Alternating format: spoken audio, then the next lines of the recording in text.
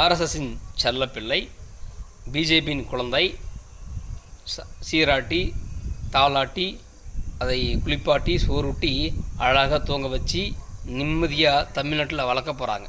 யார்? அதிமுகவா? இல்லை. பாமகவா? இல்லை. வேறு யாருங்க? நம்ம அத்துமீறு அடங்குமீறு கும்பல் தான். விசிக தலைவரும் அவர் தான் சொன்னார்.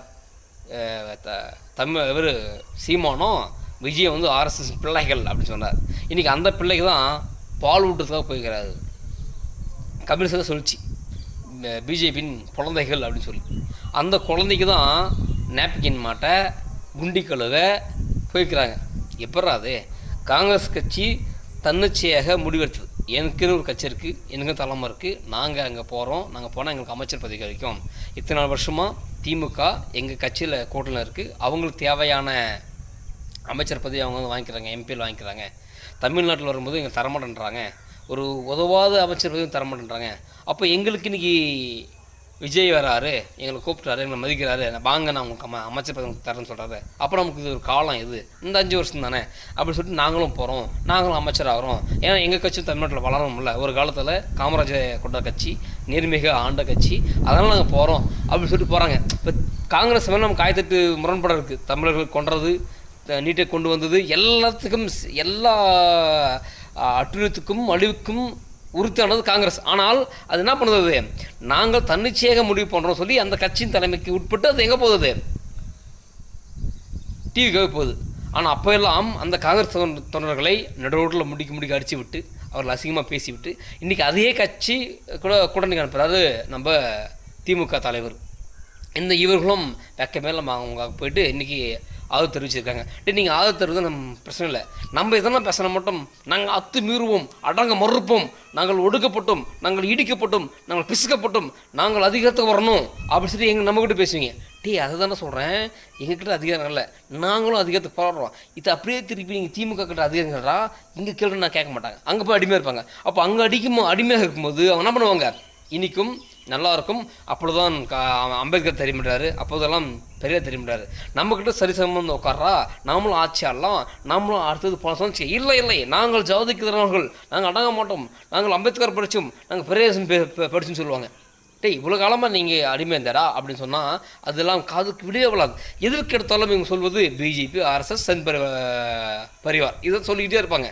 இன்றைக்கி அந்த சன் பரிவாரால் வளர்க்கப்பட்ட விஜய் அவர்கிட்ட அந்த பிஜேபி பிள்ளை, அந்த ஆர்எஸ்எஸ் பிள்ளை விஜய் கிட்ட போய் என்ன பண்ணுறாங்க? ஐயா சாமி, எஞ்சாமி நாங்கள் வாரோம், எஞ்சாமி எத்தனை சீட்டு, எஞ்சாமி எத்தனை அமைச்சர், எஞ்சாமி எத்தனை எம்பி, எஞ்சாமி அதெல்லாம் ஒன்றும் பிரச்சனை இல்லைங்க, நாங்கள் வந்து வெளியிருந்தால் தரோம். அப்படின்னா அர்த்தம் அது. என்றைக்கு இருந்தாலும் விஜய் அவர்களை காலவர் தள்ளுவாங்க, அதுதான் அர்த்தம். அது விஜயகாந்தை முடித்தாங்க, மக்கள் என்ன கூட்டணி உருவாக்கி தொடரல. அவங்க வெற்றியோ தோல்வியோ ஒரு கட்சியோடு இன்னும் கூட்டணி என்ன பண்ணோம்? போராடணும், சண்டை போடணும். நம்ம என்ன பண்ணாங்க? அங்கே போனாங்க, விஜயகாந்தை முடித்தாங்க, அடுத்த நேராக வந்து திமுக சேர்ந்துட்டாங்க. இன்றைக்கி விஜய் எடுத்து போகிறாங்க, விஜயை முடிப்பாங்க, நேராக மறுபடியும் எங்கே வந்து நிற்பாங்க?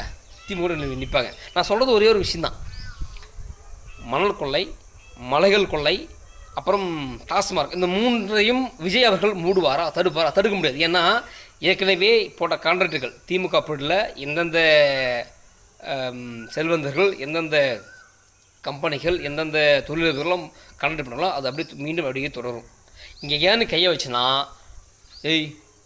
நான் இது என்ன சொன்னோம் அது அப்படி நெல் அப்படின்னு சொல்லிட்டு அமைச்சிடுவாங்க. அப்போது நார்மலாகவே மீண்டும் என்ன பண்ணோம்? தமிழ்நாட்டில் கொள்ளை, கருப்பிடிப்பு, கஞ்சா இதெல்லாம் சரளமாக நடக்கும், கடுமையாக திருட்டு போகும்.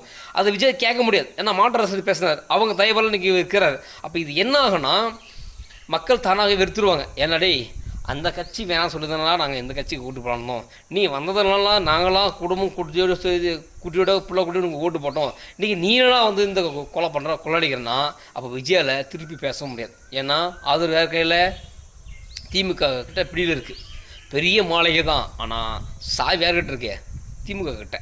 இவங்க ஓப்பன் பண்ணால் தான் உள்ளே போக முடியும், உள்ளே போட்டு பிறகு இவங்க ஓப்பன் பண்ணால் வெளியே வர முடியும். அப்போது சிறைக்குள்ளே ஒரு குண்டுக்குள்ளே மாட்டிக்கிச்சு டிவிக்கு விஜய் கட்சி. அப்போ அந்த மக்களுக்கு அவர் நல்லது செய்வாரா என்பது தான் கேள்விக்குறி. ஏன்னு சொல்ல வரேன், மக்களே நல்லா தெரிஞ்சுங்க, இப்படி தான் இவர்கள் எல்லா நாஸ்கார வேலையும் மேலே செய்யணும். திமுகவோ அந்த கூட்டணி செய்யும், மற்றவங்க செய்யலாம் கூட, அந்த பழியெல்லாம் தூக்கினா போடுவோம். ஒன்று ஆர்எஸ்எஸ், பிஜேபி, இல்லை ஜாதி, இந்த மாதிரிலாம் பழியை போடும். ஆனால் இவங்க நல்லா செய்ய மாட்டாங்க. அப்போது சொந்த சமூகத்துக்கும் நல்லா செய்ய மாட்டாங்க, சொந்த மக்களுக்கும் நல்லா செய்ய மாட்டாங்க, தன்னை நம்பி வாக்களித்த வாக்களுக்கும் நல்லா செய்ய மாட்டாங்க. இவங்களை பொறுத்த வரைக்கும் திமுக திமுக திமுக அதுக்கு சப்பக்கட்டுக்கட்டுன்னு அங்கேயே தான் இருப்பாங்க. நம்ம மாற்று சக்தி பேசினால், நம்ம மாற்று நின்றால், நம்ம போராடினால் நம்ம என்ன பண்ணுவாங்க, சாதிய முதிரை, மத முதிரை, இந்துத்துவ முதிரை இதெல்லாம் குத்துவாங்க.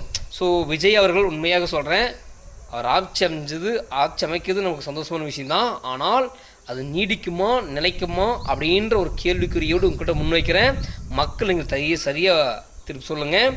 இது சந்தர்ப்பவாத அரசியல், சந்தர்ப்ப கூட்டணி, அதில் விஜய் விழுந்துவிடக்கூடாது. இது மிகப்பெரிய பொதகுழி. அந்த பொதகுழிக்கு இழுத்துன்னு போகத்தான் இவங்க வந்திருக்காங்க என்பதை விஜயுடைய ரசிகர்களும் விஜயும் தெரிந்து கொள்ள வேண்டும்.